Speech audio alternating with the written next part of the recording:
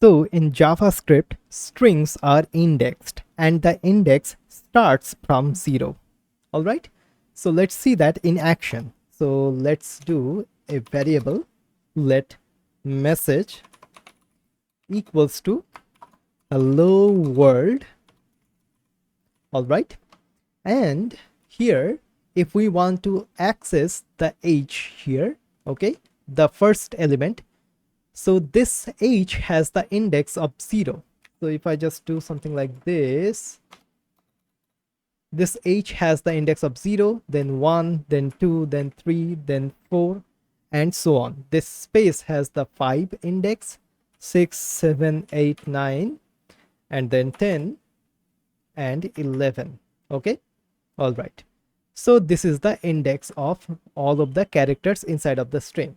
So if we want to access the first character, what we can do console log message, and then we can open up the square brackets here and add 0. So this is the first character inside of the string.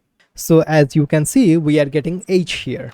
So let's do 1, e, 2, L, and so on and so forth. 5 will be a space, 11 or 10 will be D, and 11 will be the period. And now if I just do 12, then we will get undefined. All right. Then if I just do 100, 100, still we are getting undefined. Okay. So something to keep in mind. Let's go with 0. Okay. So in this way, we can access the individual characters of a string. Now, let's see how we can access the last character of a string dynamically. Okay, so to access the last character, what we can do message, and we have counted this one, right? So 11 is the last character, which is the period. So let me just do something like this. Okay, that will be a little bit more visible. So this is now a space. So 11, let's do 12. This is the colon, and 13. This is the bracket here. Okay, so this is the last character inside of the string. All right. Now how we can access the last character dynamically.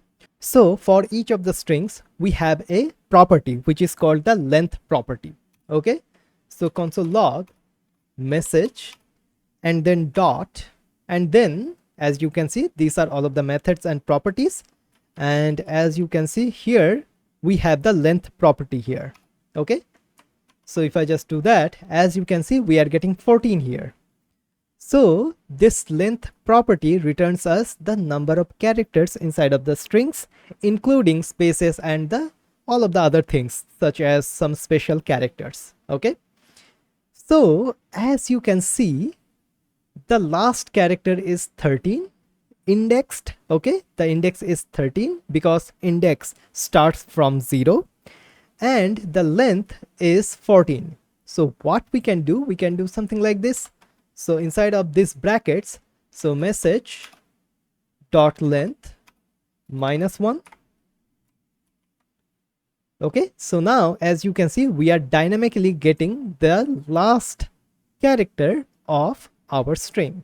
So in case if I just remove this one, then we will get the D. Okay, so this particular line by which we are getting the last character of the string does not depend on a exact string. It is dynamic. Okay, all right. Now one of the other things which I want to point out here in this video is that strings are immutable. What exactly do I mean? So if I just do message of 0 equals to something like k, so hello world we are expecting, right?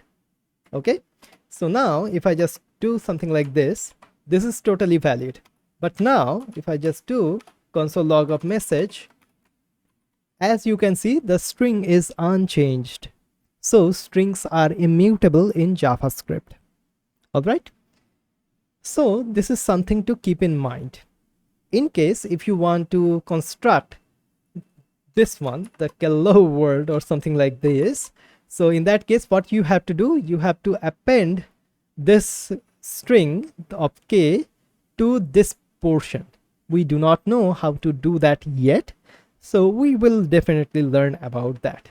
Okay, but we have to construct a new string. We cannot modify the original string. This is the main point here. Okay, all right, so strings are immutable in JavaScript. All right, awesome. So in this video we have learned about the string indices in JavaScript.